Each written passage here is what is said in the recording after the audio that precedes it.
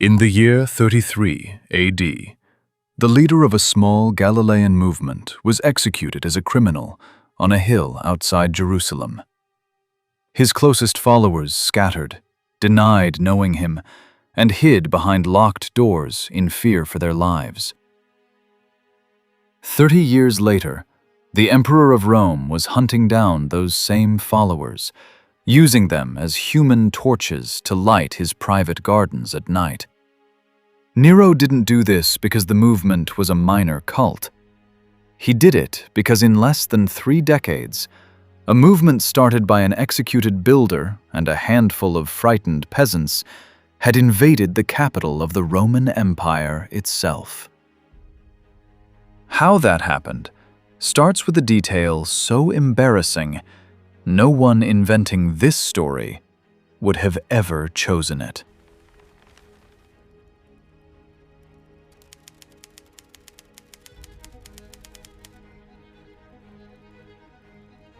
Quick catch-up if you're just joining this series. We've already traced this man through his missing years and his execution under Pontius Pilate. Today's the part where the story gets strange. If you were inventing a resurrection story in the 1st century, there is one thing you would never do: make women your only witnesses. In Jewish legal culture at the time, a woman's testimony held no standing in court. Josephus himself wrote it outright. Women shouldn't be admitted as witnesses on account of the levity and boldness of their sex. That was the prevailing attitude of the era, full stop. And yet, every single gospel, Matthew, Mark, Luke, and John, written independently in different decades for different audiences, agrees on one detail. The first people to find the tomb empty were women. Mary Magdalene, Mary the mother of James, others named alongside them. Luke even records how the male disciples reacted when the women told them. They called it nonsense. If you were fabricating the most important claim in your entire religious movement, you do not hand its founding testimony to the one group your own society had already decided wasn't credible. Historians call this the criterion of embarrassment. And it's why even skeptical scholars treat this tradition as unusually early and hard to dismiss as invention.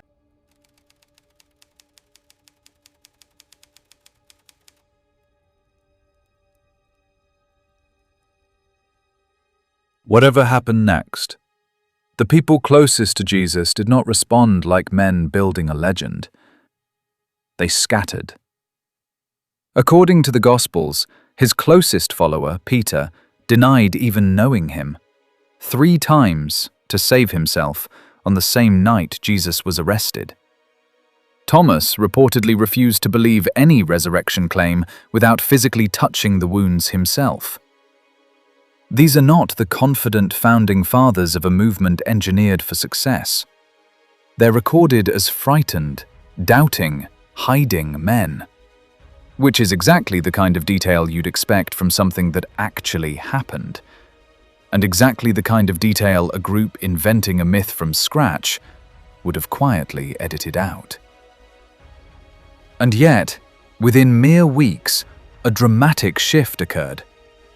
The same men who ran were suddenly preaching publicly in the exact city that had just executed their leader.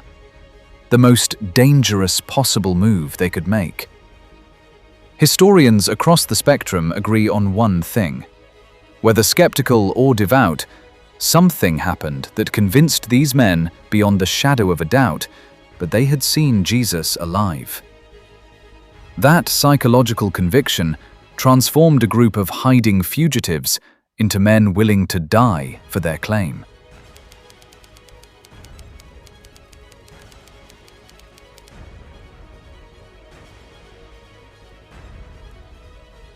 Then there's the strangest convert in the entire story. A man named Saul of Tarsus wasn't a follower of Jesus. He was one of the movement's most committed enemies, a religious enforcer who, by his own later account, hunted down early Christians and had them imprisoned. present at the killing of at least one of them. Then, according to the earliest sources we have, he changed sides completely. Not gradually, not quietly.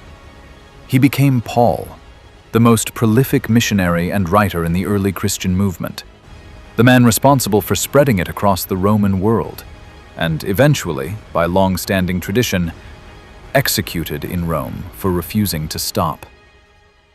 A hostile persecutor, becoming the religion's most effective advocate, at the cost of his own eventual execution, is not the kind of reversal you fake for personal gain. There was no gain. There was only risk.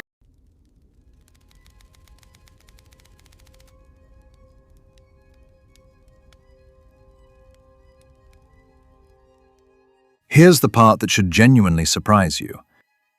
In one of his letters, Paul references what many historians believe was already a fixed, memorized creed about Jesus' death and resurrection appearances, meaning the core claim wasn't invented decades later. It was already circulating, word for word, within a handful of years of the crucifixion itself.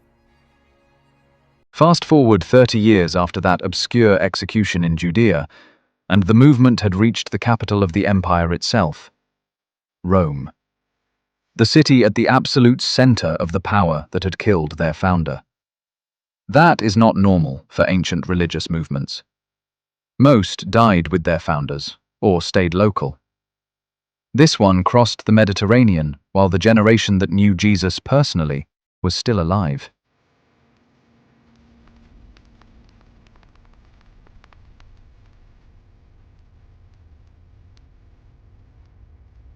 In July of the year 64, a massive fire tore through Rome, destroying most of the city. Rumors spread that Emperor Nero himself had ordered it, possibly to clear land for his own building projects. To kill the rumor, according to the Roman historian Tacitus, a writer with zero sympathy for Christians, describing them as a class hated for their abominations, Nero needed someone else to blame. He chose the Christians. Tacitus documented what happened next in specific, horrifying detail. Some were torn apart by dogs, some were crucified, and some were covered in pitch and burned alive as human torches to light Nero's gardens at night. And here's the detail that should stop you cold. Tacitus, writing decades later with open contempt for the group, still confirms the core fact the Gospels record, that Christus was executed under Pontius Pilate during the reign of Tiberius. A hostile Roman senator, describing the torture of his followers, casually confirms the founder was a real, executed man.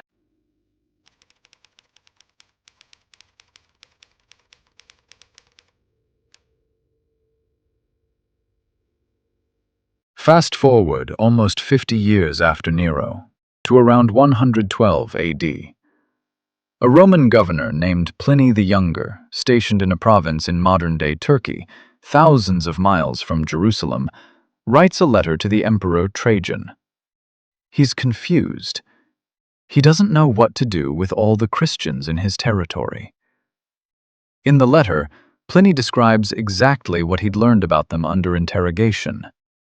They met before dawn, sang hymns to Christ as if to a god, shared an ordinary meal together, and bound themselves by oath to avoid theft, adultery, and dishonesty.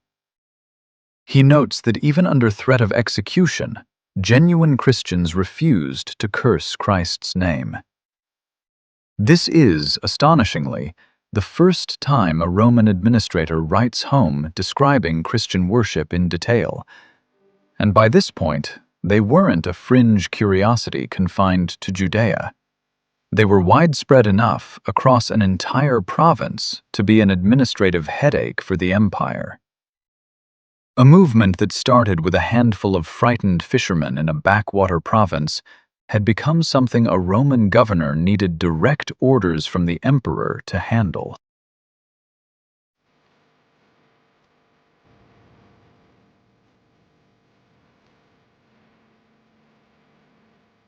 So follow the timeline all the way through.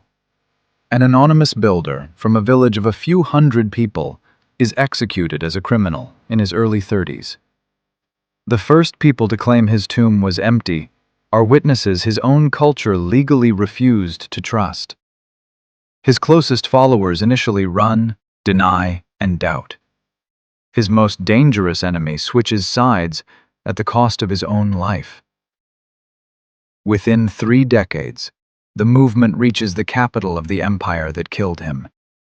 Within 80 years, a Roman governor is writing to his emperor because an entire province is full of people singing hymns to a crucified man's name and refusing to stop, even facing death.